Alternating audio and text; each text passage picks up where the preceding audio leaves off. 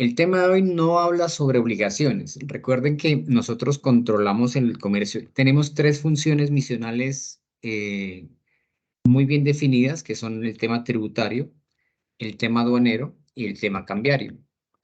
En el tema, nosotros vamos a centrarnos hoy en el tema aduanero, pero no vamos a hablar sobre ni obligaciones, no vamos a hablar sobre usuarios aduaneros, nos vamos a limitar a hablar sobre el tema sancionatorio. El tema sancionatorio y el tema del procedimiento sancionatorio. Para eso vamos a hacer un recuento normativo y les voy a explicar más o menos cuáles son las facultades que tiene la administración en esta materia y el procedimiento a través del cual se ejercen esas facultades sancionatorias. Lo primero que quiero que ustedes tengan claro es de dónde nace la norma sancionatoria. ¿Cuál es la norma sancionatoria? ¿De dónde viene? La norma sancionatoria, vamos por partes. El decreto 1165 de 2019, el decreto 1165 de 2019 es la norma principal en materia aduanera. Es lo que se conoce como el régimen aduanero. Allí está contemplado todas las normas principales del régimen aduanero. Esa norma, ese decreto 1165, nació gracias a la ley 1609. La ley 1609 es una norma expedida por el Congreso y esta norma le extendió facultades extraordinarias al gobierno nacional para que el gobierno nacional pudiera regular la materia aduanera. Entonces, a partir de las facultades extraordinarias que nos confirió a la administración el Congreso, la administración profirió el decreto 1165. Inicialmente, el decreto 1165 compendiaba entonces las obligaciones, los usuarios, los tipos de operaciones, compendiaba el procedimiento aduanero, compendiaba el procedimiento sancionatorio aduanero y las sanciones. Todo eso estaba incorporado en el cuerpo del decreto 1165. Pero resulta que por allá en el 2021, un ciudadano presentó una demanda que conoció la Corte en el que señalaba el ciudadano que esas facultades que estaban en el decreto 1165 en materia de sanciones eran irregulares. Eso tiene una razón de ser constitucional, ¿sí? Se supone, no se supone. La Constitución Política del 91 señala que, en efecto, el legislador le puede extender la facultad de legislar al gobierno nacional a través de unas normas especiales que se llaman decretos leyes. Pero esa sesión que hace el legislativo, esa sesión que hace el Congreso, tiene unos límites. La sesión que hace el Congreso al gobierno de la República para que el gobierno se convierta en legislador extraordinario, esas sesiones son limitadas. Tienen unos límites que están también previstos en la Constitución. La Constitución le permite al legislador la posibilidad de extenderle la facultad legislativa al gobierno en materia aduanera, sí, sí le concede esa facultad, pero se la contrae a algunos aspectos. Se la contrae, por ejemplo, al tema de aranceles, se la contrae al tema de usuarios, se la contrae al tema de procedimientos aduaneros. Consideró la Corte, cuando analizó en su sentencia 6411, que efectivamente que el gobierno asumiera facultades sancionatorias se excedía de las facultades que tiene el legislador de concederle, de extenderle. Y de esa forma consideró la Corte Constitucional que los capítulos que tenía el decreto 1165, que regulaban la materia procedimental sancionatoria y regulaban la parte de las sanciones y las infracciones, eran inexequibles. En el 2021, entonces, la Corte Constitucional expide la sentencia 411 declarando inexequible los capítulos que tratan sobre sanciones y que tratan sobre procedimiento sancionatorio. Lo regular es que a partir de la inexequibilidad de una norma, la norma pierde efecto. No sucedió de esa manera porque la Corte en su sentencia explica que dejar el mundo aduanero sin controles y sanciones era muy adverso a los intereses del Estado. Entonces, lo que hizo la Corte Constitucional en ese momento fue darle una exequibilidad condicionada. Le dijo al gobierno nacional y al legislativo que les concedía un plazo hasta el máximo 20 de junio de 2023 para que expida un decreto, una, unas normas sancionatorias y de procedimiento sancionatorio que estuvieran ajustados a la Constitución, ¿sí? De esa manera nació el decreto 920 del 6 de junio de 2023.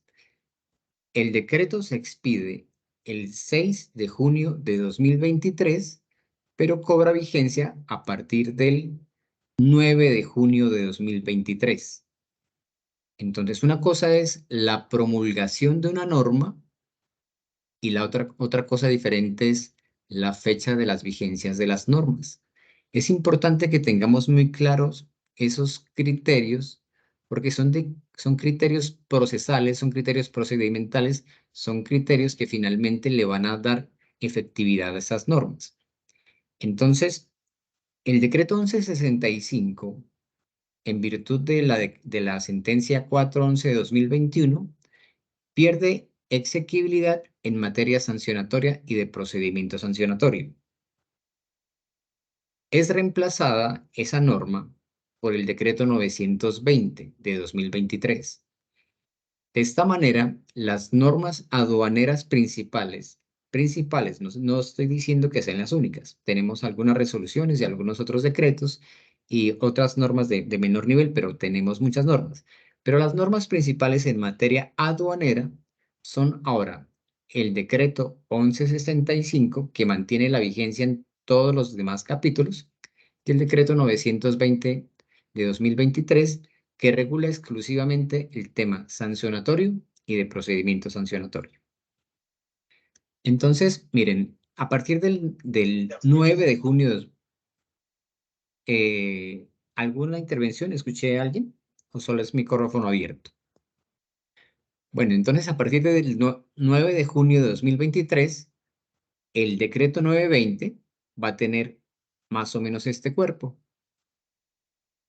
Si ustedes revisan los ítems que están aquí descritos, van a encontrar que se limita a la parte sancionatoria. Habla sobre causales de aprehensión y eso, de acuerdo a la doctrina y demás, no se consideran sanciones, pero ese es otro dilema, ¿sí? De ese tema no vamos a hablar, pero sí quiero que tengan presente que esto es lo que se regula a través del procedimiento sancionatorio y el decreto 920-2023. Bueno, ¿qué es? Es importante que ustedes tengan presente que cuando hablamos de sancionatorio, cuando estamos hablando de sanciones, estamos hablando de una facultad extraordinaria que tiene la administración. Es una facultad extraordinaria. Es la facultad de aplicar sanciones a los administrados. Es lo que se considera en el derecho común como el ius puniendi, la facultad de punir, la facultad de sancionar. La facultad de sancionar es principalmente evidente y nació a partir del derecho penal. Nosotros vemos muy claramente que las sanciones se visualizan más claras cuando hablamos de penal, los delitos, la cárcel y demás, ¿sí? Allí se ve muy clara la facultad que tiene el Estado de sancionar las omisiones o infracciones en las que incurren los administrados. Pero resulta que esas, esos criterios, esos principios que tiene el derecho penal mutan a las otras ramas del derecho, mutan al derecho disciplinario, mutan al derecho fiscal, mutan al derecho aduanero, al derecho administrativo. Entonces vamos a encontrar, cuando estemos hablando de sanciones, vamos a encontrar referencias y similitudes muy íntimas con el derecho penal. A pesar de que estemos hablando sobre derecho administrativo sancionatorio aduanero, vamos a encontrar que en el derecho administrativo sancionatorio aduanero hablamos sobre tipificar una conducta. Ese es un lenguaje propio del derecho penal, pero como les comento, o sea, el derecho penal es primigenio, pero se ha morigerado y se ha ido eh, aplicando a las demás áreas del derecho. En este caso, el derecho administrativo sancionatorio aduanero. Cuando se habla de sanciones, las sanciones, ¡Ah! Este era.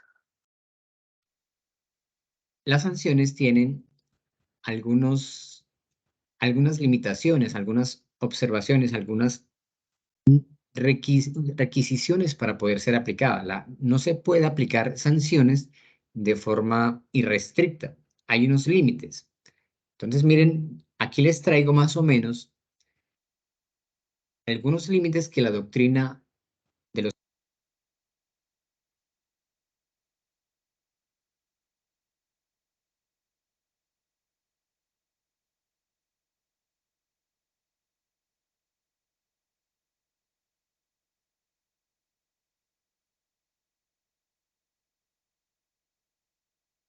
Doctor William, qué pena, no se le escucha, señor.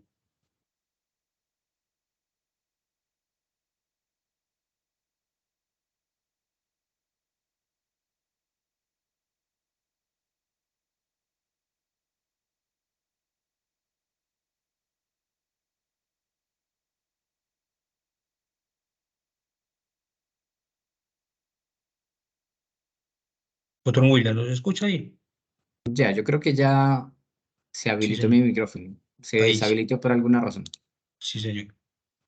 Bueno, entonces les estaba comentando que las sanciones se aplican con unas restricciones. En primer lugar, la atribución. No todas las entidades del Estado tienen facultades sancionatorias. Es más, dentro de la misma DIAN, no todos los funcionarios DIAN tienen facultades sancionatorias o investigativas. Las facultades se limitan a determinados sujetos a quienes se les conceden determinadas competencias. Entonces, para poder aplicar el derecho sancionatorio, la sanción debe ser expedida por un órgano competente. Segundo, no se puede sancionar todas las conductas que la administración pretenda. Solamente se puede sancionar aquellas conductas que estén siendo investigadas y estén reguladas a la fecha de los hechos. A la fecha del hecho tiene que existir una norma que contemple que determinada conducta es una infracción. De lo contrario, no se puede sancionar. Entonces, otra de las características es el carácter reglado de la facultad sancionatoria. Las normas, las sanciones solamente se pueden aplicar de acuerdo a normas que estén vigentes en la fecha, ¿sí? Ese es tenemos que encontrar, por eso yo les estaba haciendo mucho hincapié en la forma en cómo nació el decreto 920. El decreto 920, que es el que compila en este momento las sanciones y el procedimiento sancionatorio. Este decreto 920 solamente, en teoría, solamente se podría aplicar a partir de la vigencia, es decir, a partir del 9 de junio hacia el futuro. Recuerden que el decreto 920 está vigente desde el 9 de junio, pero se expidió el 6. Otra cosa que debemos revisar cuando estamos ejerciendo la facultad sancionatoria son las formalidades que se exigen dentro del procedimiento sancionatorio. Y es que el proceso sancionatorio no es unilateral. El proceso sancionatorio invita a las partes para que dentro de una discusión jurídica y técnica, se determine la necesidad o no de aplicar determinada sanción. Entonces, el procedimiento sancionatorio exige no solamente convocar a las partes, sino la aplicación de todos los derechos que tienen los usuarios cuando se trata de procedimientos sancionatorios. Entonces está el debido proceso, el derecho a la defensa, el derecho a tener un abogado. Todos esos principios que uno mira mucho más evidentes en el derecho penal se aplican en el derecho administrativo sancionatorio aduanero.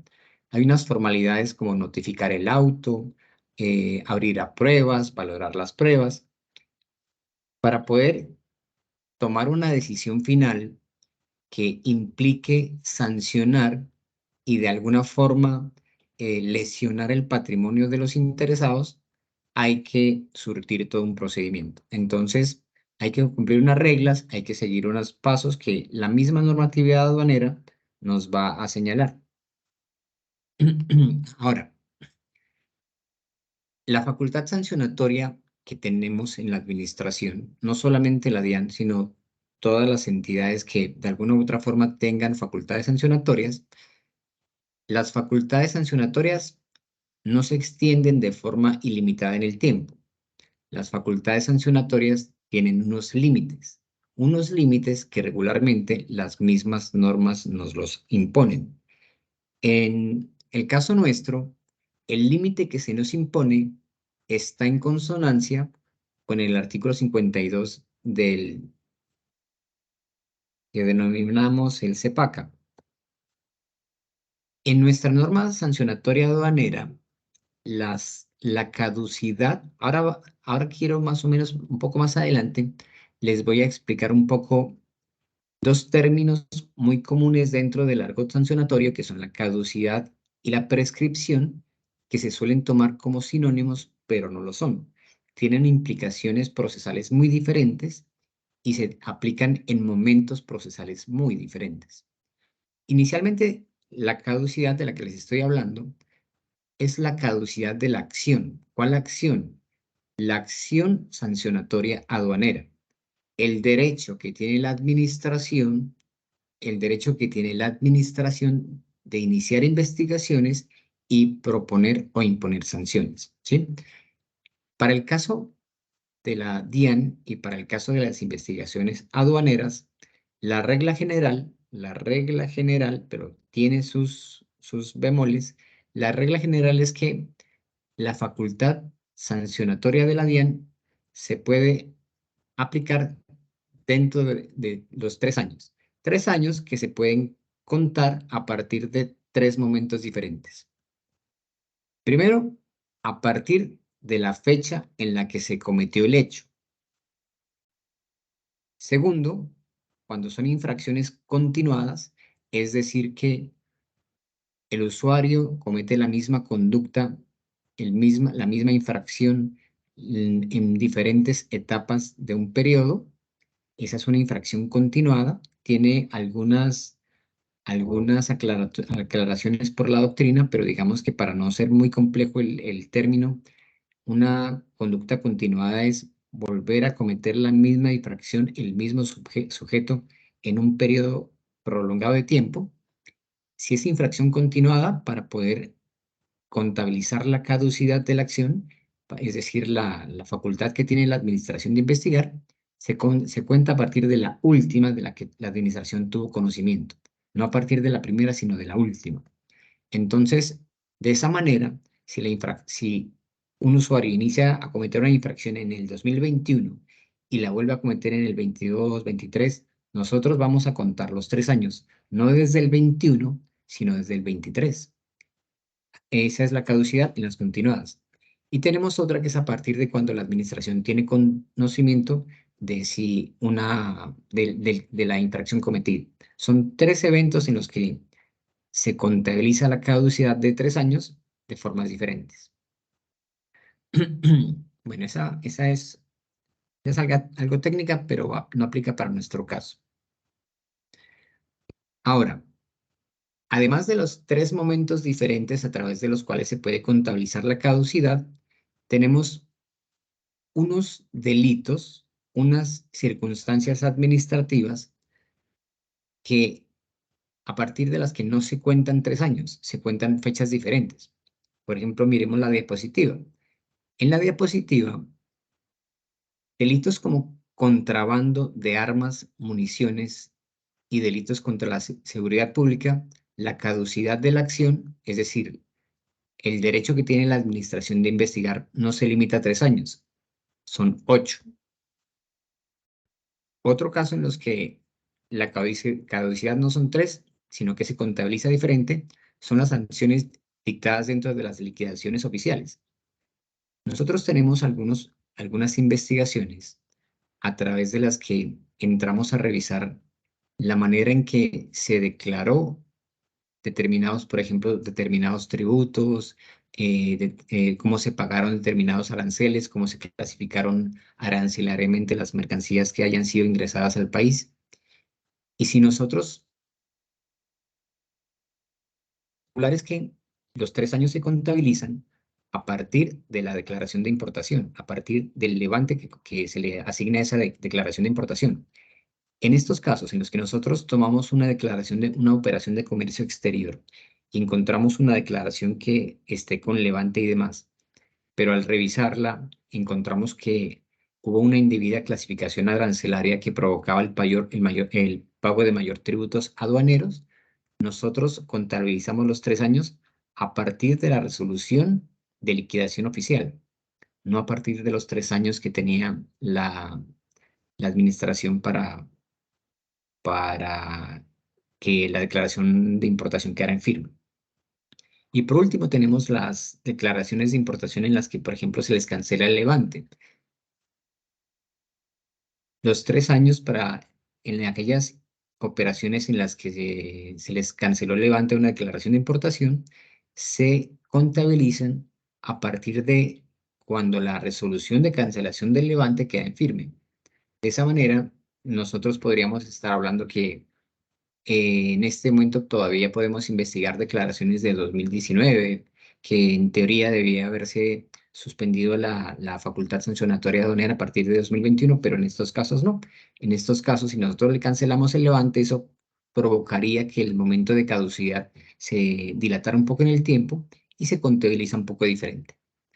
Pero para retomar esta idea, la caducidad en materia sancionatoria aduanera, es decir, la facultad de ejercer el ius puniendi, caduca a los 3 años contabilizados a partir de que se produzca una omisión o que se incurra en una infracción.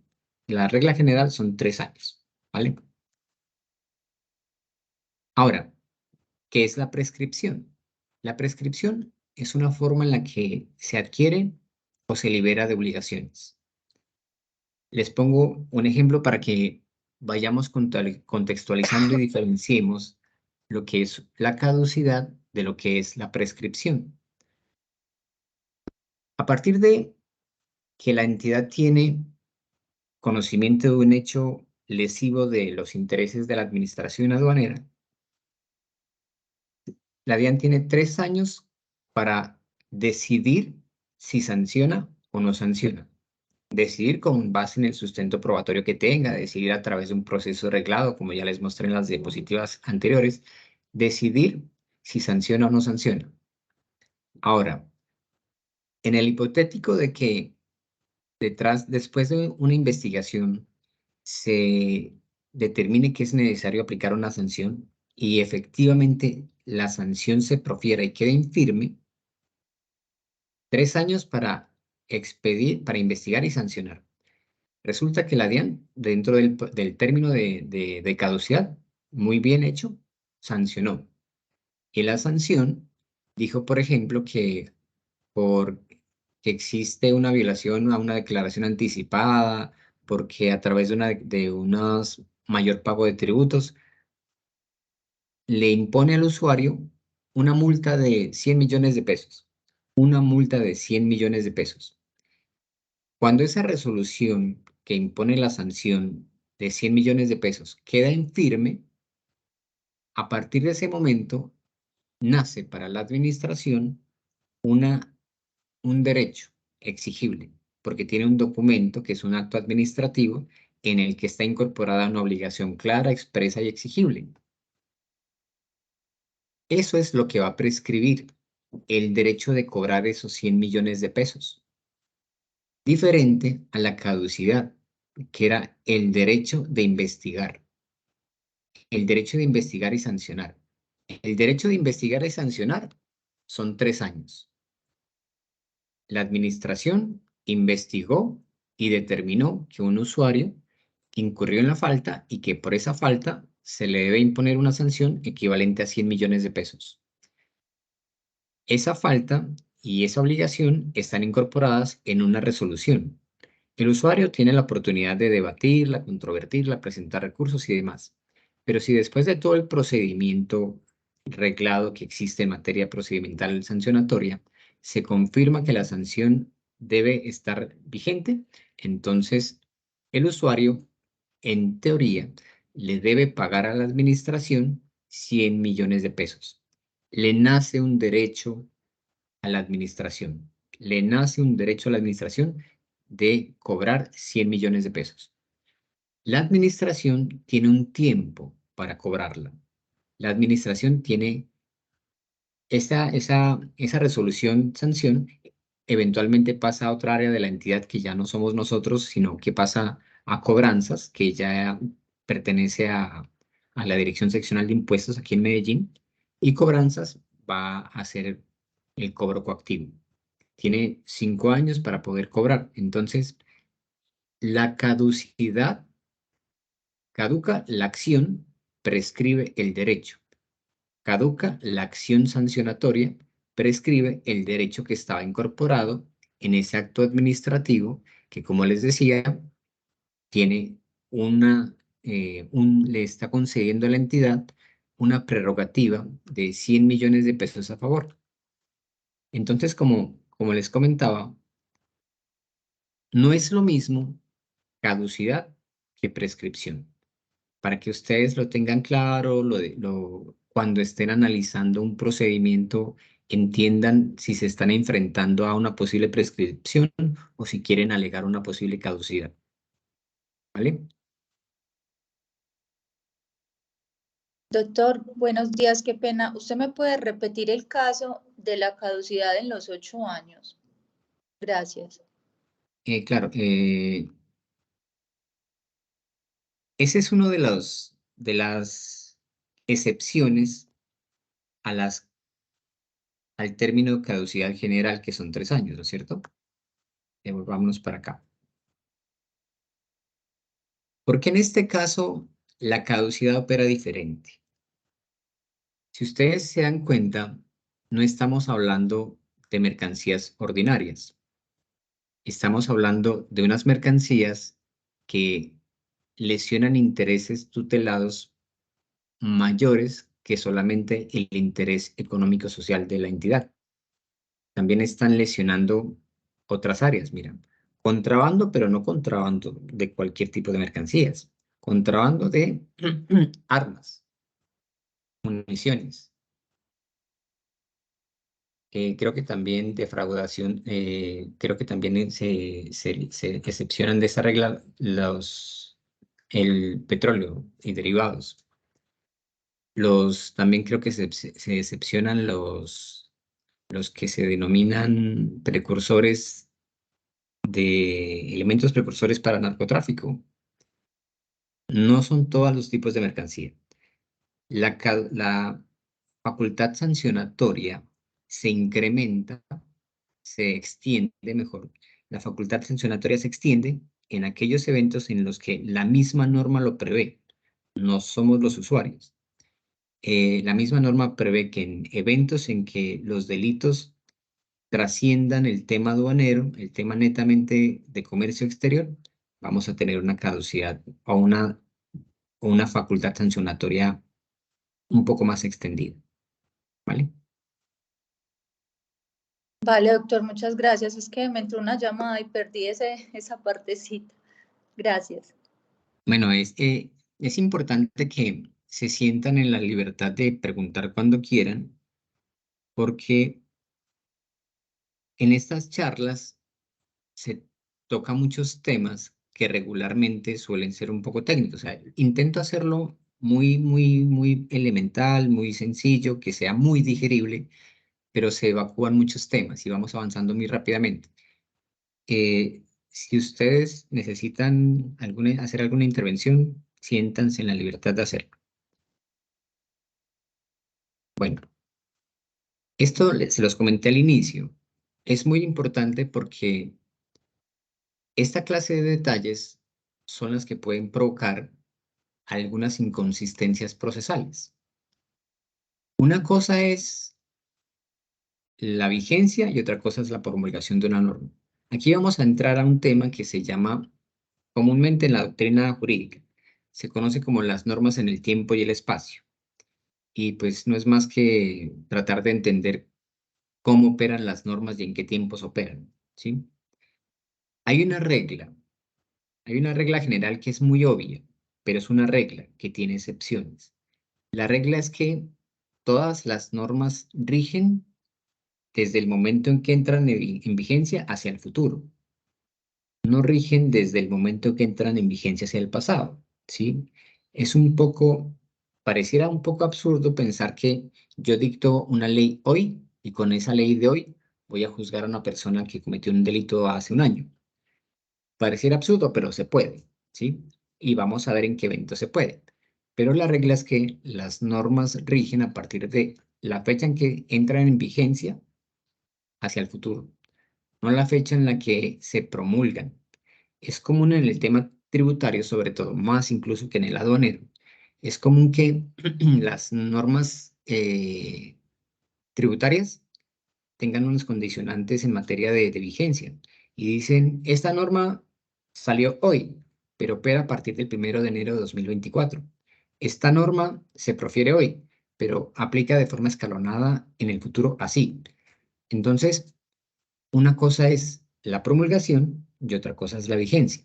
En eso hay que tener mucha atención al detalle porque puede ser que nos estén evaluando con una norma que no estuviese vigente. Entonces, son errores que pudieran provocar algunas irregularidades sustanciales y procesales. Estos son los principios. Esta es como aquí se condensan en esos tres postulados de la doctrina, perdón.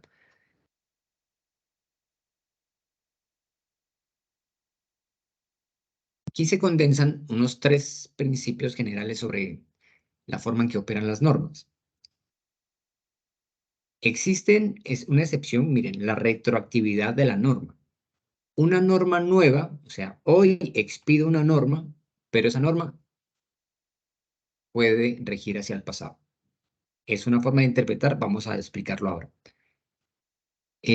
Ultraactividad. Una norma vieja que ya está derogada rige hacia el futuro. Y la general es que hay otro postulado que es la irretroactividad de la ley, y es que una norma nueva no rige hacia el pasado si es más gravosa. Estos tres principios, estas tres formas de interpretar la norma en el tiempo y el espacio, provocan a su vez una serie de principios favorables generalmente a los administrados.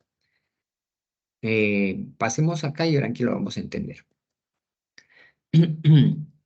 Este principio, el principio proadministrado. Miren qué significa y cómo se puede aplicar en materia sancionatoria aduanera. Aplicar la interpretación de la norma que resulta más favorable al usuario. Una norma que es más favorable al usuario. No son interpretaciones de varias normas, es una norma. una norma que se puede interpretar de muchas maneras. ¿Se está proyectando la diapositiva? Perdón. No, doctor, se acabó de detener la presentación. Bueno, esperemos, no sé si me lo deshabilitaron, pero no tengo opción para compartir. Bueno, el indubio administrado es eso, es una misma norma que si usted va a una persona, esa persona te dice, no, eso significa esto.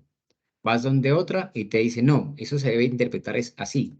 Vas donde otra, pero todas tienen razón, ¿sí?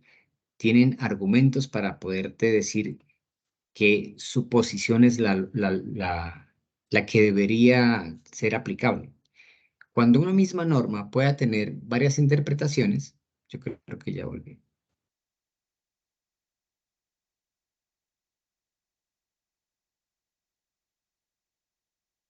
Cuando una norma tiene varias interpretaciones, lo que se hace es que se aplica la que resulte más favorable a los intereses del administrado. En la entidad, cuando existen múltiples tipos de interpretaciones, que una seccional lo ve de una forma, la otra seccional lo ve de otra, es que en esta parte me sancionan por esto, pero en otra parte no me sancionan por esto. Cuando llega a pasar eso, porque es normal, las normas son generales y cuando nosotros trabajamos sobre lo particular, entonces mi caso es muy particular, la norma es muy general. Cuando eso pasa, la entidad tiene la posibilidad de expedir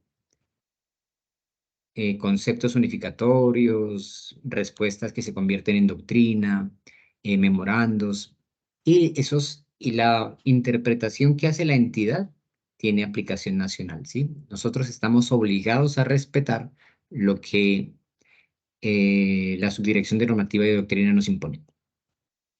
Al final, cuando hay múltiples interpretaciones, en la entidad se dirimen a través de una subdirección que se llama la Subdirección de Normativa y Doctrina. Nosotros nos ajustamos a los conceptos que ella profiera.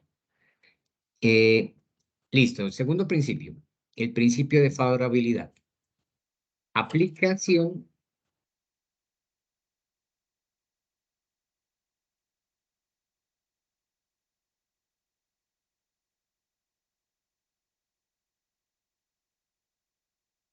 La favorabilidad es la aplicación de la norma más benévola cuando existen normas diferentes, ¿sí? Ahí hay una diferencia con el primer principio. El primer principio es interpretación de una misma norma. El segundo principio es una situación que puede estar regulada por varias normas. Si una situación cualquiera está regulada por varias normas, los administrados o la misma DIAN oficiosamente podría o debería, perdón, debería aplicar aquella que le resulte más benévola al usuario. Y por último está el principio de la condición más beneficiosa. Es la excepción al principio de la irretroactividad. Ya les comentaba, miren, uno jamás debe aplicar una norma que se aplica hoy, no la debe aplicar hacia el futuro, hacia el pasado, perdón, no debe. Pero si esa norma vieja que está derogada le resulta más beneficiosa, benévola al administrado, entonces la administración tendrá que aplicarle la norma menos gravosa. Es decir, si en el decreto 1165, que ya saben ustedes que fue derogado, declarado inexequible, perdón, por la sentencia C411 de 2021, si el decreto 1165 para alguna de las obligaciones impone 1000 VTs y esa misma circunstancia típica, esa misma conducta en el decreto 920, que es el decreto que reemplaza en su totalidad y deja sin vigencia la parte sancionatoria del decreto 1165, dice que las sanciones no son de 1000 VTs, sino de 10.000 VTs, pese a que la norma que está vigente es el decreto 920, y el decreto 1165 está inexequible, usted puede decir sí, pero es que yo cometí la infracción en vigencia de la norma 1165, que si bien está derogada, que si bien está declarada inexequible, me resulta más beneficiosa. Ya fue inexequible, tenemos otra nueva norma, pero yo prefiero que me apliquen la anterior porque me sirve más. Esa es la condición más beneficiosa, ¿vale? ¿Y por qué les Doctor, explico a una ustedes? pregunta, qué pena. Sí, señora. Respecto a eso, en el caso en que la sanción sea la establecida en el 648 del 1165, o sea, la 72 del 920, la del 200% cuando no es posible aprender la mercancía, digamos que se solicita colocar a disposición la mercancía en vigencia del 1165, pero el plazo que tenía él para colocarla, o sea, esos 15 días que se le da, se cumplen en vigencia ya del 920, ¿sí? Entonces, pues para mí, digamos que la infracción nace una vez que no la puso a disposición cuando se le cumplió el plazo permitido, es decir, en vigencia del 920. No sé si Bien, esté en lo correcto o no, porque el requerimiento ordinario solicitando poner a disposición esa mercancía se hizo con la norma del 1165. el requerimiento ordinario, no el Sí, especial. no, el Listo. especial ya fue posterior, ya cuando estaba en vigencia el 920. Vale. Mira, ahí vamos por partes, ¿vale? Recordemos que las normas tienen, en realidad, son de tres clases. Tenemos normas que establecen obligaciones, normas que establecen procedimiento y normas que establecen sanciones. Obligación, procedimiento, sanción. ¿Listo? Obligaciones. Cuando se trata de obligaciones, se aplica la norma que está vigente a la fecha de los hechos. La norma que está vigente a la fecha de los hechos. Si la conducta fue cometida en el vigencia del 1165, a pesar de que la evaluemos en este momento, se aplica la del 1165, la obligación. Listo. El procedimiento, que son las etapas y las fases que usted me contesta, yo le profiero pruebas. El procedimiento es norma de derecho público, es norma de aplicación inmediata. ¿Qué significa eso? Independientemente en qué etapa se haya cometido la obligación, a partir de que un procedimiento nuevo entra en vigencia, se debe aplicar el procedimiento nuevo, ¿sí? Es de derecho público. Y las sanciones. Las sanciones se aplican regularmente la más conveniente al usuario. Entonces, si a mí me dejan en claro que a través de un requerimiento ordinario de información, recuerden que un requerimiento ordinario de información no es un acto administrativo de fondo. Si a mí a través de un acto de un requerimiento ordinario me dan un plazo determinado, ese requerimiento no me está sancionando. Ese requerimiento está poniendo en movimiento, en cierta forma, la facultad sancionatoria que tiene la entidad para revisar algunas conductas.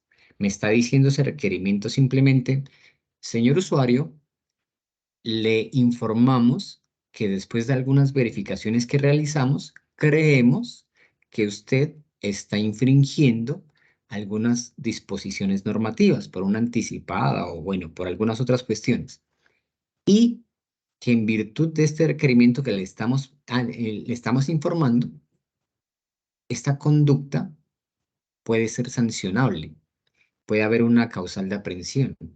Entonces usted nos tiene que poner a disposición y le informamos que si no nos la pone a disposición, se le aplicará una sanción del 200. Es una comunicación que, pese a que tiene ciertas formalidades, es una comunicación relativamente informal. Es cierto que si yo no contesto el requerimiento ordinario, me van a aplicar una sanción de 200 VT, sí, pero en teoría es una comunicación informal. Inclusive, si nos vamos más allá, el requerimiento especial aduanero, que ya es un acto un poco más contundente y un poco más robusto que el requerimiento ordinario de información, tampoco, el requerimiento ordinario de información, escúchenme, tampoco es un acto de fondo.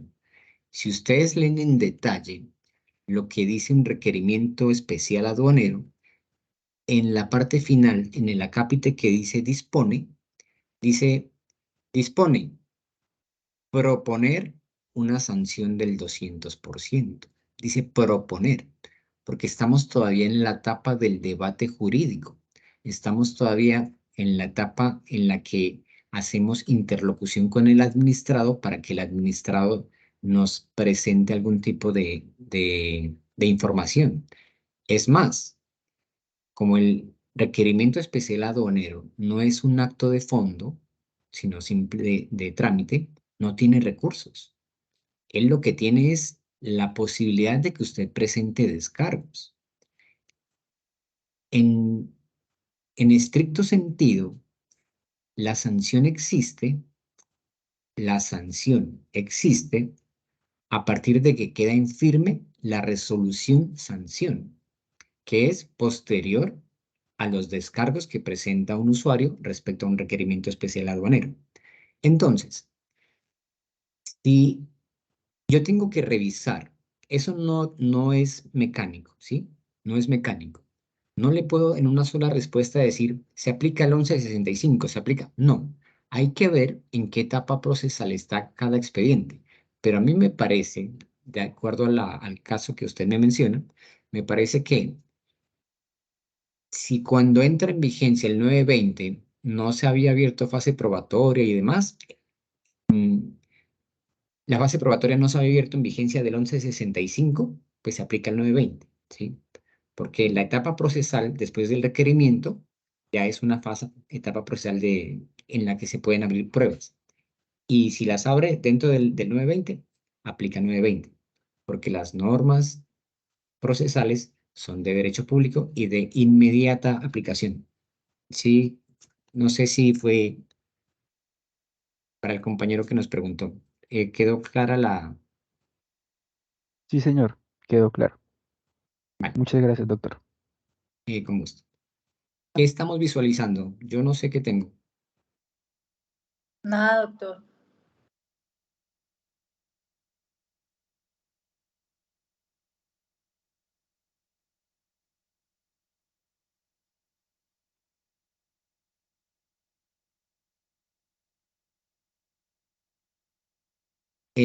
Al final vamos a hacer algo como un ejercicio guiado en el que vamos a agotar precisamente en el mismo ejercicio casi todas las etapas en los dos tiempos legislativos, en vigencia del 1165, pero resulta que empezamos a investigar en el 1165, pero terminamos investigando en el 920, para que si quedamos con algunas dudas, ahora las revisamos y las tratamos de resolver.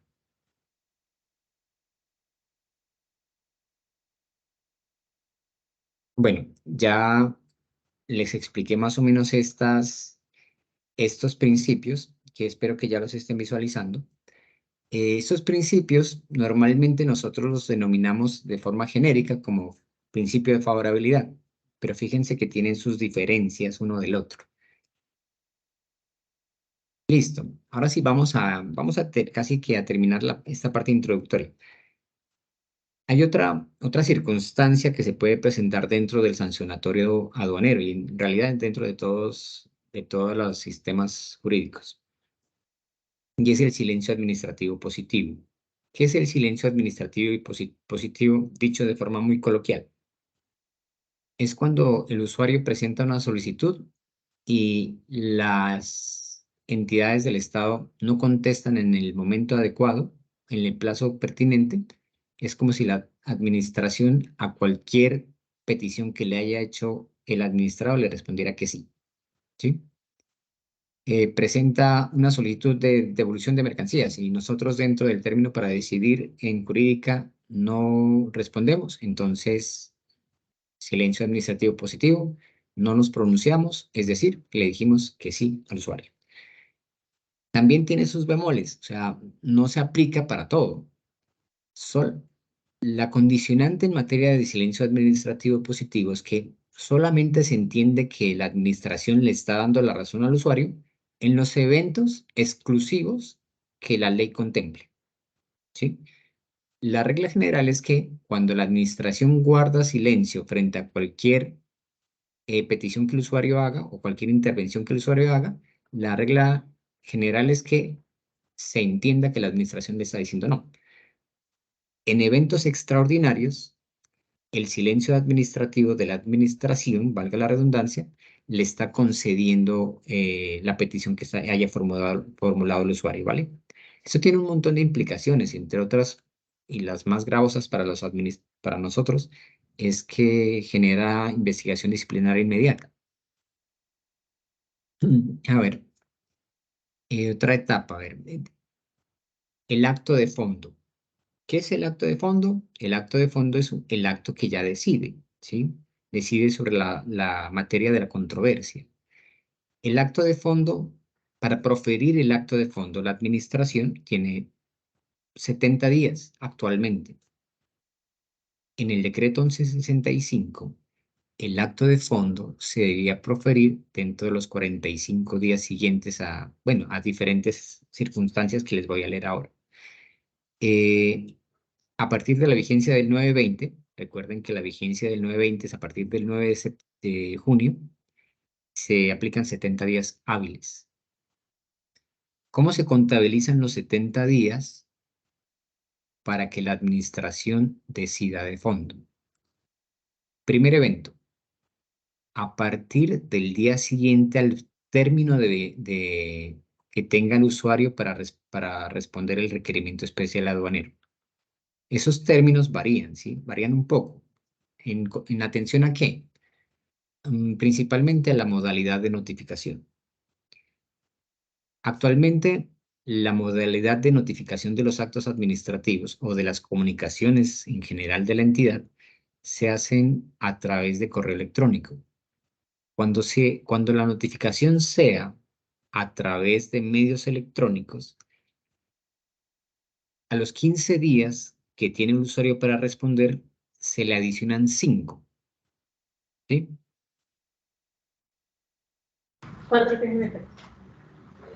Perdón, me envían un mensaje que dice no volvió a pasar las diapositivas correspondientes. No están visualizando información. Sí, señor. Va en la diapositiva 18. El silencio administrativo positivo. Bueno, sí, el título creo que está mal. Bueno, pero entonces sí tenemos acceso a mi presentación.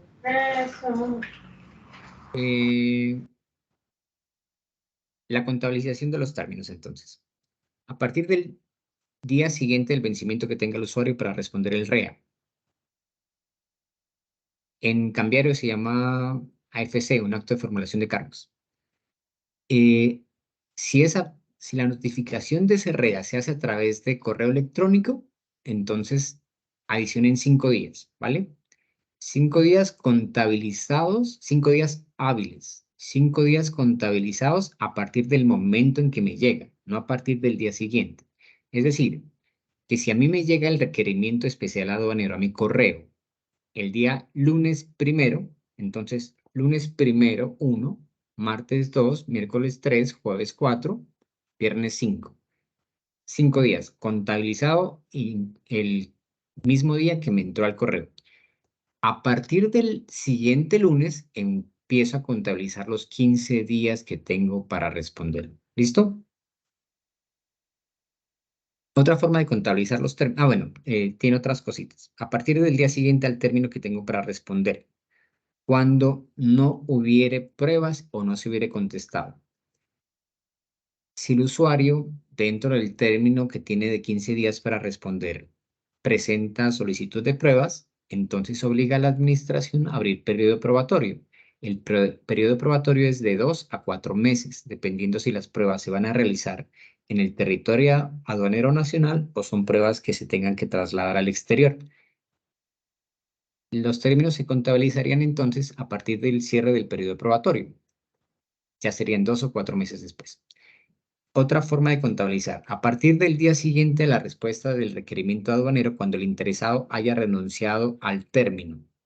También se puede. También puede el usuario intervenir dentro del procedimiento, pero él, pese a que hay una propuesta, confía en que con los alegatos que está presentando se cierre. Entonces él dice, yo quiero que me cierren rápido y renuncia a términos. Entonces, a partir del día siguiente a que renuncie a términos, inicien a contabilizar los 15 días, a los 70 días de la administración. Y por último, a partir del día siguiente, la notificación del auto del cierre del periodo probatorio, que creo que me anticipé al hablarles del primer literario.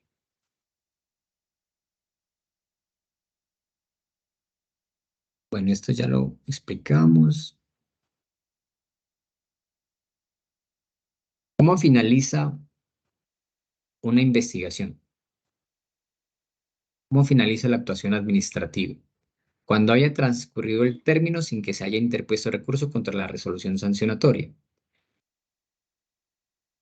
Se presenta el REA, se discute el REA y la entidad dentro de los 70 días siguientes profiere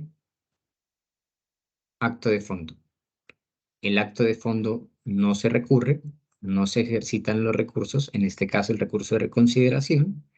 Entonces, a partir del día siguiente en que entra en vigencia, que cobra vigencia esta resolución sanción, a partir de allí termina la actuación administrativa. Otra forma de terminarse, cuando se haya resuelto y notificado el acto que resuelve los recursos interpuestos. En el primer caso no hubo recursos, en el segundo caso sí hubo recursos. Entonces, con ese termina la actuación. También puede terminar por archivo por pruebas satisfactorias en cualquier tiempo. No necesita que se agoten todas las etapas. A usted le pueden abrir una investigación aduanera. Estamos en el periodo del requerimiento, el requerimiento ordinario de información, que es casi inicial. Y con la respuesta al requerimiento ordinario de información, ustedes nos trasladan a nosotros pruebas suficientemente contundentes para demostrar que la presunta obligación o presunta infracción no se cometió. Entonces nosotros, sin necesidad de hacer requerimiento especial aduanero y también sin necesidad de hacer resolución, sanción, o nosotros archivamos en cualquier tiempo. Puede ser un archivo por prueba satisfactoria incluso antes del requerimiento, después del requerimiento ordinario, después del REA, después de la resolución sanción. En cualquier momento se puede dictar un acto por prueba satisfactoria. Otra forma en la que se puede terminar de forma extraordinaria, de hecho, es cuando se allanan. ¿Qué es allanarse? Allanarse es aceptar los cargos que la administración le proponga o le pueda proponer. ¿Por qué proponga o le pueda proponer? Si ustedes conocen un poco el tema sancionatorio o el tema aduanero, sabrán que las sanciones se van incrementando en la medida que la DIAN tenga que irse desgastando. Entonces, si ustedes le dicen a la administración, no, yo ni siquiera me han notificado el REA, ni siquiera me ha llegado requerimiento ordinario de información, y yo sé que cometí una infracción, les pongo en conocimiento que acepto que cometí la infracción, yo soy el representante legal y por escrito les estoy diciendo y les estoy pagando el monto de la infracción, que es el 20%, y después se va incrementando. Con ese allanamiento, y está bien liquidado y está bien presentado, cumpliendo los criterios que establecía en el pasado el artículo 610, en este momento creo que es el artículo 124 del decreto 920, si cumplen las condiciones que establece la norma para que opere el allanamiento, entonces se archiva la investigación y ya se termina. Y otra forma es que se archive por improcedencia. Se inicia un proceso administrativo, empezamos a investigarlos, pero nosotros nos damos cuenta que no procede la investigación. Estaba ya en firme la declaración de importación, entonces lo archivamos. 3 eventos: pruebas satisfactorias, aceptación de allanamiento e improcedencia de la investigación. Bueno, esa es la etapa de introducción, ¿vale? ¿Tienen alguna pregunta? ¿Algo se ha quedado sin, como, me puede solicitar un alcance, un allanamiento? Me puede solicitar, no sé qué tipo de alcance te pueda solicitar a un allanamiento.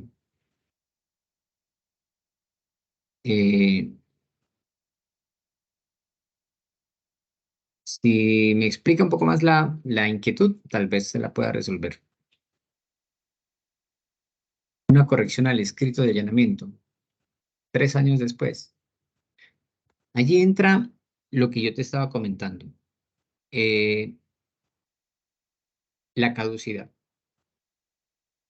Nosotros, para poder investigar y poder aplicar sanciones, tenemos 3 años a partir de la fecha en la que se cometió la infracción o en las continuadas a partir de la última acción lesiva, o la tercera condición es cuando 3 años contados a partir de la fecha en la que la administración tuvo conocimiento, ¿no es cierto? Eh, este allanamiento, si tú pagaste, el alcance sería para que tú establezcas con certeza las circunstancias de tiempo, modo y lugar, la conducta y el valor de la sanción, supongo. Podría darse el evento en que dentro de los 3 años que te están solicitando, la caducidad de la acción ya no sea, la caducidad de la acción ya haya operado, sí, podría darse el evento. Pero es que en estos casos opera algo muy particular, y es que si tú reconociste haber infringido y pagaste por algo que efectivamente tú sabes que cometiste. No fue la DIAN la que te dijo, venga y pague y lo voy a sancionar y aquí tiene. No, nosotros no nos tomamos 3 años para investigarte. Tú reconociste que habías infringido la norma y tú dentro del término pagaste. Inclusive, si tú pagas 10 años después una obligación que tenías en el pasado, si la pagas, estás pagando bien. ¿Por qué? Porque tú sí tenías la obligación de pagar. La DIAN no tenía la facultad de obligarte, pero tú sí tenías la obligación de pagar. ¿Sí me hago entender? Entonces, en estos casos, a pesar de que puede haber operado la caducidad, tú sí tienes la obligación de pagar y ya pagaste. En esos casos, no podría el administrado decir, voy a solicitar la compensación, la devolución, no, porque era una obligación que efectivamente se infringió. Si bien no teníamos la facultad de cobrarla coactivamente, tú sí tenías la posibilidad de pagarlo. Se llaman obligaciones naturales, más o menos. ¿Vale? Bueno, vamos a ver.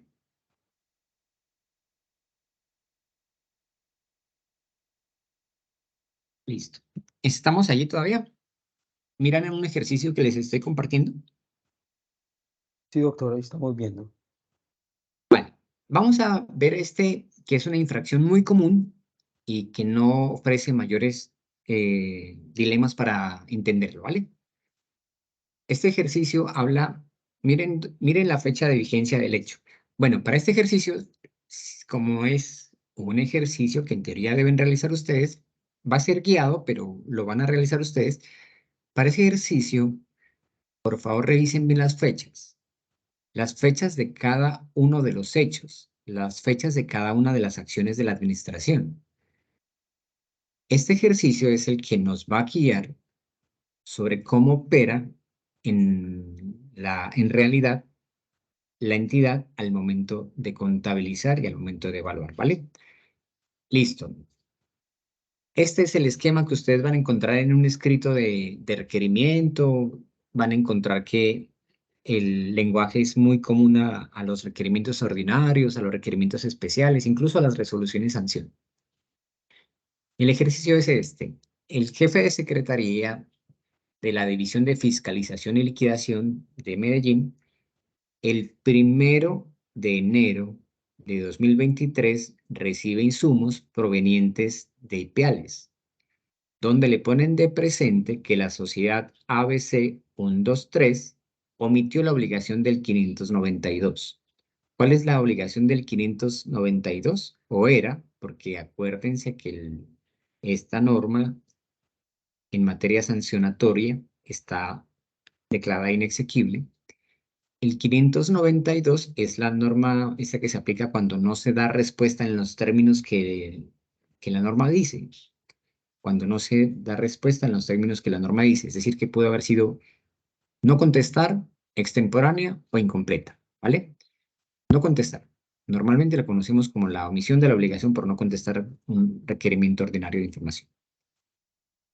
Está allí descrito el artículo 592, pero es palabras más, palabras menos los que yo le estoy comentando, no contestar en los términos que la norma dice. Es decir, por fuera del término, incompleta o no contestar. Consta, ¿a cuánto equivale la norma? Perdón, ¿a cuánto equivale la sanción? A 200 unidades de valor tributario. Vale.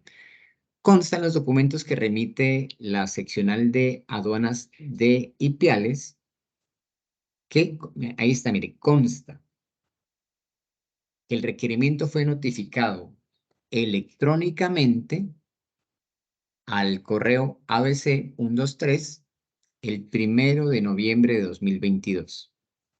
Entonces, primer fecha determinante, 1 de noviembre de 2022, que es la fecha en la que se le comunica al usuario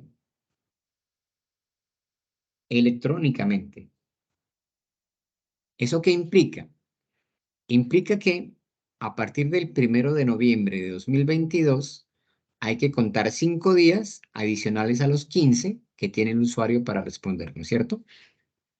Se le corre traslado de 15 días para llegar a la documentación solicitada, término que comienza a correr transcurridos 5 días a partir de la fecha en que el acto fue entregado, es decir, en que el acto ingresó al buzón de la empresa. En este requerimiento, la seccional de Ipiales ordena que la respuesta se la remitan al buzón institucional. Ahí está un buzón institucional. Fíjense en ese detalle que espero que puedan visualizar con claridad. Fíjense en el detalle de el correo que está de un lado y el correo que está entre el paréntesis. Regularmente, los correos llegan, como se ve en la parte izquierda, con un subrayado, que por alguna razón los sistemas hacen eso, pero se subraya, ¿sí? Entonces, la respuesta tenía que enviarse a ese correo. Envíe su respuesta aquí. Envíe guión bajo aquí, guión bajo su respuesta, dian.gov.co. Para la fecha de los hechos, la norma vigente de notificaciones era el decreto 1165. Fíjense que fue notificado el 1 de noviembre, es decir, que aplicamos 1165. Aquí está el artículo 759, que era la norma vigente para la fecha de los hechos, notificación electrónica. Hoy es el artículo, si no estoy mal, 146 del decreto 920, pero para la fecha de los hechos era ese. Listo. Está transcrita toda, no la voy a leer, pero ahí está. Es el artículo 759 del decreto 1165. Listo, primer ejercicio. Contabilizar los términos a partir del cual se entiende superado el lapso concedido por Fiscalización Ipiales para responder el requerimiento ordinario de información. ¿Cuál término? 5 días después de haber ingresado el documento al buzón. Ese es parte del ejercicio, o sea, sacar el calendario y empezar a contar 5 días y después 15 días. Si lo quieren hacer, pues lo vamos a empezar a hacer. Y si alguien lo tiene listo, me dice y vamos avanzando.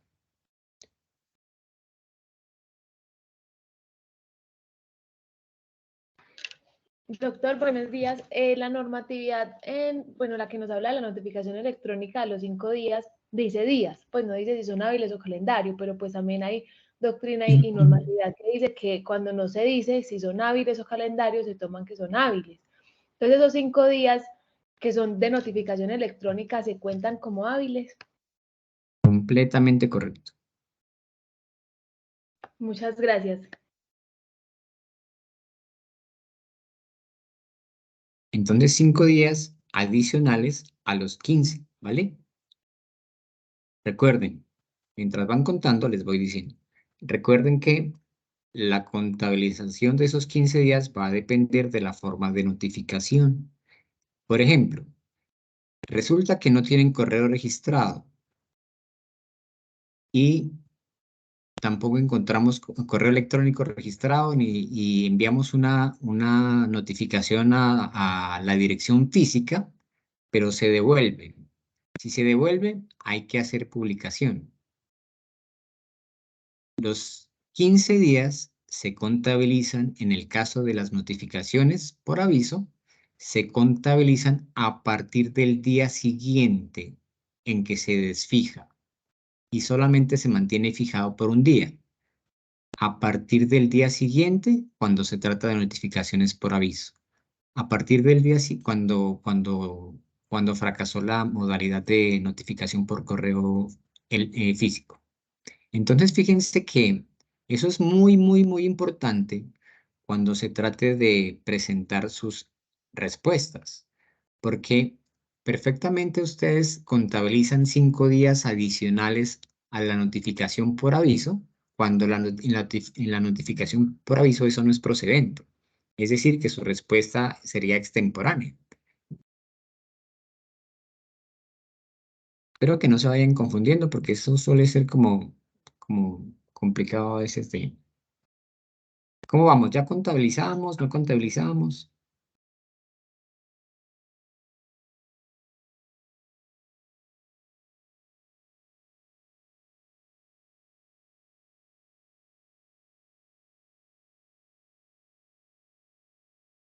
Listo. Como nadie me quiso contestar. Bueno, luego de darse apertura al expediente, se asigna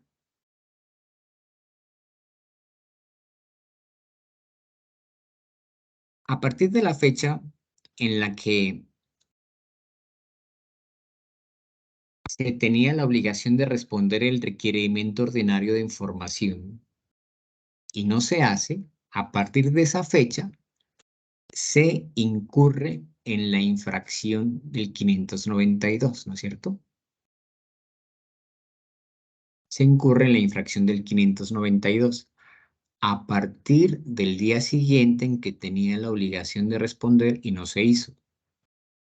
¿Por qué es importante esa fecha? La fecha en la que el usuario tenía la obligación de responder y no la hizo. Porque a partir de esa fecha se debe iniciar a contabilizar los términos de la caducidad de la acción, los términos en que la entidad puede ejercer la facultad sancionatoria aduanera, ¿cierto? Entonces, cuando ustedes, si lo hacen, tengan esa fecha, van a saber hasta cuándo podrán ser investigados. ¿Qué significa eso? Que si los investigan por fuera de esa fecha, la investigación simplemente la pueden responder diciendo que caducó la facultad sancionatoria y eso provocaría el archivo del expediente. Bueno, continuemos a Doctor, ver. qué Dime. pena, yo le hago una pregunta ahí. A ver, esta sanción, cuando da por no responder los requerimientos en los términos pues, que indica el documento, es una infracción leve sancionada con multa, ¿cierto? Sí. ¿Qué pasa? Que el 920 trajo el derecho al error sobre las infracciones leves sancionadas con multa. Entonces, si yo, por ejemplo, no contesté dentro de los términos, puedo acudir al derecho al error, corrigiendo pues como la infracción que en ese sentido sería responder y alegando el derecho al error para que no me multen. Cuando hablas del derecho al error, es diferente porque si me lo preguntas a mí, yo diría que no. Lo que pasa es que esta es una obligación que nace en un artículo como autónomo, pero me gustaría revisarlo. No se me había presentado. No me habían alegado que como es una leve, entonces me lo corrigen contestándome y ya por ser la primera vez dentro de los 3 años, entonces no aplica la sanción. Es esa la que me estás preguntando, ¿no es cierto? Sí, doctor, porque pues si nosotros nos vamos a la aplicación como hermenéutica de esa norma y al principio de favorabilidad, pues uno diría, si el derecho al error me dice infracciones leves sancionadas con multa y el no responder requerimiento de información es un error leve sancionado con multa, pues eso es en un orden de ideas, pues es aplicable, ¿no? Sí, sí, tienes razón. Pero recuerda que es cuando dentro de los 3 años por única vez no hayas Ajá, incurrido en faltas, ¿no es cierto? en No es la esa misma misma falta. falta. Bueno, listo. Entonces, dentro de los 3 años. Me gustaría revisarlo porque no tengo un concepto que me hable sobre ello. Recuerda que nosotros no podemos hacer doctrina, sino que tenemos que apegarnos a los conceptos que diga la entidad. De acuerdo a la interpretación que tú haces, tienes toda la razón. A menos que exista algún pronunciamiento que diga algo diferente. Si lo tengo, yo le digo ¿tú perteneces a UCO o estás por fuera? No, doctor, yo no, yo soy una externa. Si me quieres dar tu correo, yo te envío el concepto si lo Claro que encuentro. sí, doctor, Dime. muchas gracias, ya se lo pongo en el chat. Vale, listo. En efecto, lo que dice la compañera es así. La norma establece que si tú incurres en una infracción y es una infracción leve, pero es una infracción cometida únicamente, la única que has cometido en 3 años, entonces tú la puedes corregir y esa corrección genera que la DIAN archive el proceso sin sanción. Y pese a que se haya cometido la infracción en la normatividad, yo tengo un concepto, ya lo recuerdo. Ahora les comparto el concepto si lo tengo por aquí. Allí están algunas interpretaciones del tema, no todas, pero están la mayoría. Al final de la charla yo le comparto a Lixa para que ella les deje en el chat. Supongo que esto va a estar grabado. Bueno, sigamos con el ejercicio. Luego de darse apertura al expediente CU 2022-2023-001, se asigna una funcionaria quien profiere el REA, y el REA es el 10 de febrero de 2023, en el que se notifica mediante correo electrónico a la sociedad investigada, corriéndole 15 días de traslado, que comienzan a correr 5 días a partir de la fecha en la que fue entregado según certificación electrónica. Listo, nuevamente. ¿Hasta cuándo tiene plazo para responder? Bueno, en este caso sí lo tengo allí. La fecha máxima de presentación de respuesta, de acuerdo al inciso 5 del artículo 759, es que la usuaria, sociedad AB123, tenía plazo hasta el 14 de marzo de 2023 para dar respuesta a ese REA, ¿sí? Hasta el 14 de febrero. La anterior era para dar respuesta al requerimiento ordinario de información. Y la anterior, al haberse superado el plazo para dar respuesta, generó una infracción. A partir de la fecha en la que se generó la infracción, nosotros entramos a contabilizar la caducidad, ¿vale? Este caso ya es diferente. Este caso ya es contabilizar la fecha en la que el usuario tiene para responderle a la administración, que en este caso se extiende hasta el 14 de marzo del 2023. Listo. La sociedad ABC 123 presentó. Entonces fijémonos, ¿hasta cuándo tenía plazo para responder? Hasta el 14 de marzo. La sociedad ABC 123 el 13 de marzo presentó los descargos, aportó las pruebas y solicitó todo lo que consideró pertinente, ¿vale? Y nos envió un pantallazo. En el pantallazo consta que ese investigado efectivamente remitió la respuesta a este correo. ¿Listo? Miren el correo. Envíe aquí su respuesta, bla, bla, bla. Y miren el otro correo. Envíe _ aquí su respuesta, bla, bla, bla.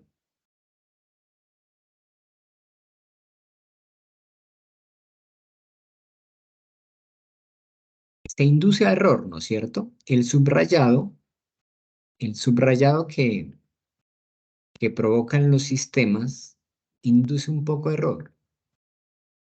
Yo les traigo este caso y les comento que induce a error y demás es porque es un caso que yo tuve. Y la forma en que se actuó fue como les voy a contar ahora. Fíjense que el usuario nos manda un pantallazo en el que efectivamente aparece esto.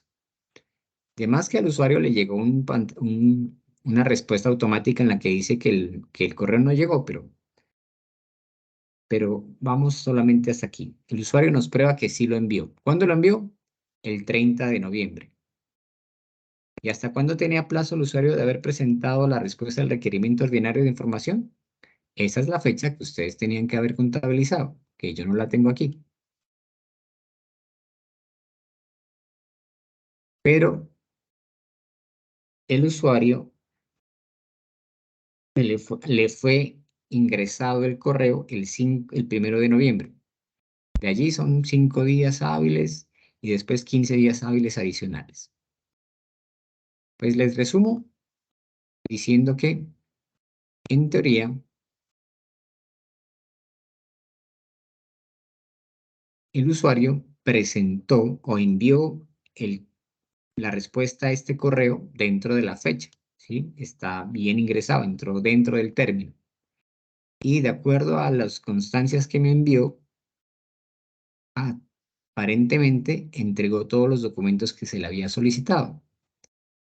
Listo, entonces, a partir de que el usuario presenta esta respuesta al REA y me pasa sus pantallazos, el grupo de liquidación ya tiene que ordenar la práctica de pruebas o practicar oficiosamente las pruebas que considera pertinentes. Periodo probatorio. Periodo probatorio en la norma anterior, artículo 685. ¿Sí? Es un periodo probatorio en el que se cumplen varias etapas. El auto de apertura, el auto de cierre, hay varias etapas y están previstas en el artículo 685. Yo regularmente no leo las normas, ¿sí? Yo les digo, les pongo la norma allí y ustedes pues la copian y después la leen en la casa, porque se nos va mucho tiempo. Pero les cuento que ahí están diferentes etapas. Listo. Contabilizar los términos que tiene liquidación para proferir el acto administrativo que ordena pruebas.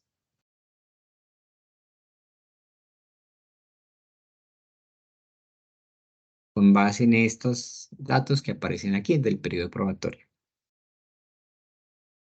La administración tiene unos cuantos días para proferir auto que decreta pruebas, después realiza las pruebas dentro de un periodo determinado, después cierra el periodo probatorio y continúa con el procedimiento. El auto de una fecha determinada, yo les guío y si ustedes desean después hacen completamente el ejercicio, pero en una fecha determinada de marzo, liquidación prefiere acto administrativo que ordena y niega algunas pruebas. Por ejemplo, admite las copias de los correos que muestran que envió en la oportunidad pertinente la respuesta del ROI, rechaza la solicitud a realizar prueba forense tecnológica, ordena pruebas de oficio, etc. El auto que ordena pruebas se notificó el día 29 de marzo del 2023. Entonces, fíjense aquí, hay unos plazos en los cuales el usuario podría, si lo desea, recurrir ese auto. Diciendo que niega pruebas que se le considera al investigado, cuando el auto de pruebas niega, implica que procede recurso de reposición. El auto de pruebas del 29 de marzo pudo haber sido objeto de recurso de reposición, pero en este caso no se hizo. Sí, para realizar será el máximo. No, no se hizo. Pero de todas formas, la realización de las pruebas tiene un plazo decretado de 2 meses. Se decretó 2 meses en ese auto. ¿Qué implican esos 2 meses? Esos 2 meses implican que en esa época, los 40 días que tenía los 45 días que tenía la administración para proferir acto de fondo, se corrieron. ¿Se corrieron cuánto? Por un término de 2 meses. El periodo probatorio puede provocar que se prorrogue el término para proferir de fondo, el término para resolver el asunto, el término para expedir la resolución sanción o la resolución de archivo. Es decir que esa investigación aproximadamente se va a prorrogar hasta marzo, abril, mayo, mal contado. Es decir que el periodo probatorio se extendería como mucho hasta ya ustedes lo harán si Lixa les pasa el ejercicio a ustedes y ustedes ya lo terminan. Cuarto, entonces contabilizar los términos que tiene liquidación para proferir el auto que ordena pruebas. Contra el auto que... Bueno, esta es la devolución. Aunque no fue ejercido el derecho, lo que les acabo de decir, el usuario tenía derecho hasta máximo para recurrir.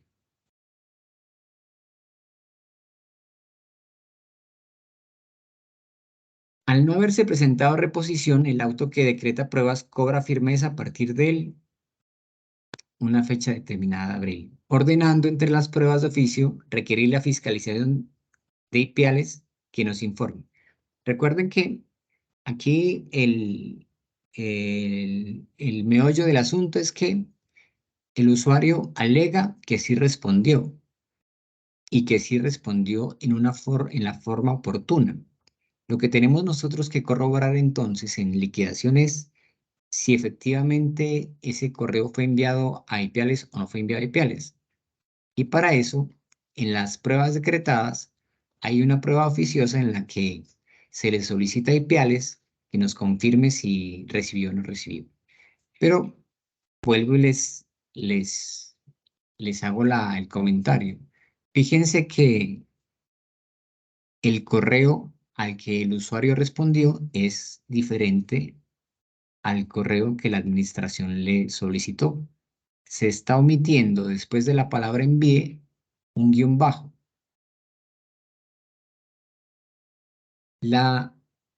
Se le hizo la pregunta a fiscalización de IPIALES y IPIALES efectivamente dijo que no, que ellos no recibieron correo en el buzón que ellos esperaban recibirlo. Listo. Las pruebas se terminaron de recaudar el 15 de mayo, así que liquidación procede cerrar el periodo probatorio. Decretó el cierre, lo cual se hizo conforme a la norma, es decir, que se expidió el auto de cierre en determinada fecha. Ya estamos en mayo, ¿vale? El cual se notificó 2 días después, por lo que el usuario cuenta a partir de esa fecha con la oportunidad de 5 días para presentar alegatos, derecho que no ejerció. Al no ejercitar el derecho de mención, se inicia la contabilización del término para proferir de fondo. Estamos todavía en mayo. La investigación sigue actuándose toda en vigencia del decreto 1165. Estamos en mayo. Es decir, que aplica entonces el artículo 686. El 1165 se presentó, fue declarado inexequible en el 2011 y tuvo vigencia hasta el 9 de junio. Pero ya está próximo a que este caso en particular tenga aplicación de 2 normas en el tiempo.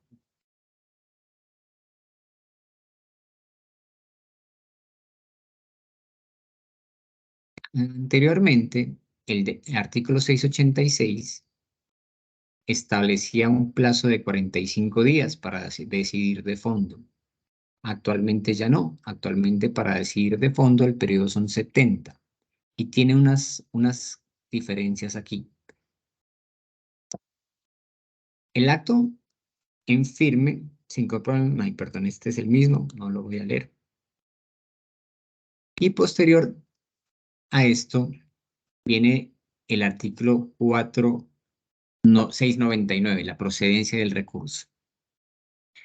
Entre tanto, la administración tiene la obligación de proferir de fondo. Va a entrar en vigencia el decreto 920. Es decir, que para la entrada en vigencia del 920, ya que se habían cumplido todas las etapas, no estábamos dentro de alguna etapa procesal particular, este término que está aquí de 45 se va a convertir a 70, porque se acabó toda la etapa del procedimiento del periodo probatorio. Se evacuó. Evacuada toda la etapa del periodo probatorio, se continúa a la siguiente, que sería la de expedición del acto. Entonces, entra el siguiente acto, 2 normas vigentes en el tiempo. Y son de derecho público, porque es una norma que establece plazos.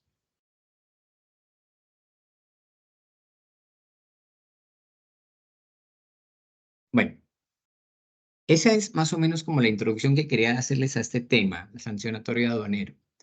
El tema es muy extenso y necesita que ustedes realicen algunas. A ver, le voy a compartir a Elix al ejercicio, o lo voy a poner aquí en el chat, para que si ustedes quieren hacerlo, porque es un ejercicio muy práctico, ¿sí? Es un ejercicio muy sencillo, pero que les va a permitir a ustedes empaparse un poco de cómo se tiene que realizar ante la administración el ejercicio de sus derechos. El tema sancionatorio es un tema muy protocolario, así es que les va a exigir a ustedes que realicen las defensas a través de un apoderado o una persona que tenga la facultad de representar, apoderado o el representante legal, ¿sí? Casi todas las actuaciones que ustedes surtan a la administración se pueden surtir sin abogado realmente. En sede administrativa no es necesario.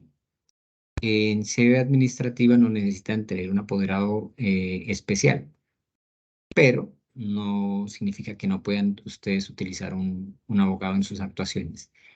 Lo que se les solicita siempre es que la persona que vaya a presentar recursos, por ejemplo, sea una persona que tenga la facultad de comprometer a la sociedad.